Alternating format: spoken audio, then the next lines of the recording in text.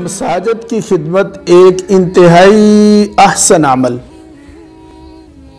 इसलिए कि मस्जिद की खिदमत ईमान वाला करता है।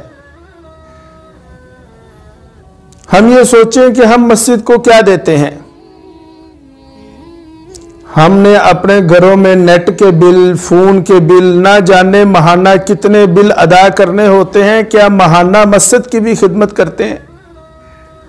आपने कभी देखा कि जब हम मस्जिद में जाते हैं तो हमें वहां पर गर्म ठंडा पानी मौसम के मुताबिक मिलता है। मौसम के मुताबिक गर्मी सर्दी एसी का इंतज़ाम किया जाता है। ये सारे इंतज़ाम कैसे होते हैं? इसलिए मेरे अजीज़ों दोस्तों, मस्जिद की खिदमत करनी चाहिए। हुजूर नबी करीम सल्लल्लाहु अलैहि वसल्लम ने इरशाद फरमाया कि जब तुम किसी को मस्जिद की खिदमत करते हुए देखो तो उसके ईमानदार होने की गवाही दो।